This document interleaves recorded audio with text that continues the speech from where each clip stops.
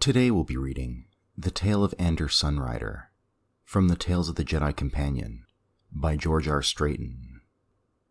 The Tale of Andur Sunrider. Since he was a child, Andur Sunrider dreamed of becoming a Jedi Knight. 2 generations before him, his grandfather, Jedi Sunrider, had served the Jedi as watchman of the Dorada system on the edge of the core worlds.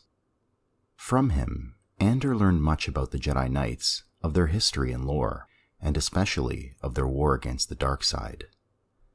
Andur spent every waking moment studying the texts his grandfather gave him, plus a few he acquired without consent, knowing in his heart that he was meant to join the ranks of the brave warriors who dedicated their lives to protecting the galaxy.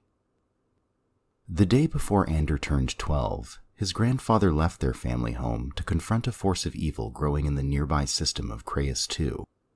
Months passed with no word from Jedi Sunrider and his 3 Jedi Master Companions, and Andur sank into a deep depression, fearing that he would never lay eyes on his grandfather again. A year later, as Andur was tending to the small garden his father had sown just behind their home, the glowing translucent image of Jedi Sunrider suddenly appeared to him. Shocked and more than a little afraid, Andur leapt backward, stumbling a few steps and calling for his father. But when the warm, familiar voice of his grandfather told him to calm himself, he felt the fear slip away. "It is up to you," his grandfather said. "You will play a part in the coming war, but do not resist the role the Force wishes you to play. For things are not always what they seem." Before Andur could respond, the ghostly form faded, leaving the boy to ponder the meaning of his grandfather's strange words. The one thing he knew for sure was that Jedi Sunrider had passed into the Force and would never return home. 6 years later, after increasing his dedication to the understanding of the Jedi way, Andur received an invitation from Jedi Master Chamma, an old acquaintance of Jedi Sunrider, to join him on Harath as his apprentice. Andur and his wife Nomi traveled to Harath aboard the Lightside Explorer, bringing with them only a few possessions, including the droid 3D. Master Chamma instructed his new student in the nature of the Force, for he believed that Andur had ignored that aspect of study. Though Andur had already learned much about the training techniques, Force concentration methods, and the history of the Jedi, he lacked a basic understanding of the power he wished to tap. Andur worked hard to absorb and comprehend all that Master Chamma taught, and succeeded more quickly than his teacher had expected. Within 2 years, shortly after the birth of Andur's and Nomi's daughter Vima, Master Chamma decided that he could instruct the young Jedi no longer. He gave Andur several Adagan crystals, the best gems for constructing lightsabers, to present as a gift to his new master Thawne, who lived on the planet Ambria in the Stennis system. Andur at first resisted Master Chamma's decision, saying that he thought he had learned enough and was now ready to join the Jedi Knights.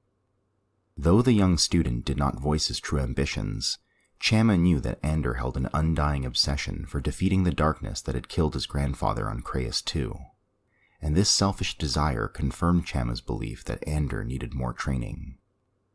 On the evening before Andur was to leave, Master Chamma called him out to the crag, a jagged pinnacle of rock overlooking the vast, lush landscape of Harath.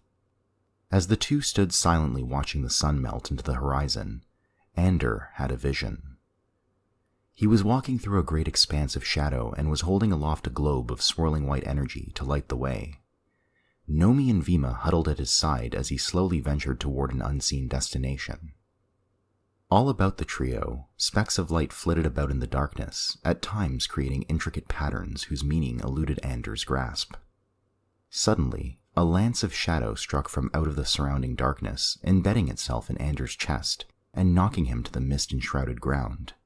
One by one, the pinpoints of light around them shrank and died, strengthening the blackness. Andur's own sphere of illumination began to sputter, growing more dim with each flash. He felt himself slipping away and strained to look up to see his wife and daughter. He saw the fear in their faces as they clung to one another in the fading light of Andur's sphere. He realized then that he was about to leave them behind alone to fight whatever evil had come upon them all. He wished he could do something, anything, to strengthen them, to save them from the darkness, but he had nothing, except... He raised his dying globe of light toward Nomi and told her to take it. She hesitated at first, but then seized it and held it above her head. At that moment, the sphere burst into brilliant illumination, casting back the shadows and highlighting Nomi and Vima in shimmering silhouettes. And then Andur was staring at the horizon as the sun crept into the sky. Master Chamma was nowhere in sight. The words of Andur's grandfather suddenly returned to him.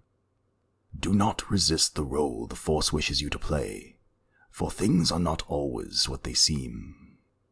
Placing his trust fully in the Force, he gathered Nomi, Vima, 3D, and his few possessions, and left Wrath in the Lightside Explorer. They arrived in the Stennis system and docked at the spaceport for customs inspection. Shortly after arriving, thugs serving Bogga the Hutt killed Andur in an attempt to steal his Adegan crystals. Moments later, Andur's shimmering image appeared, beckoning Nomi to take up his lightsaber and defend herself and their daughter. Nomi reluctantly followed her husband's pleas and destroyed her attackers.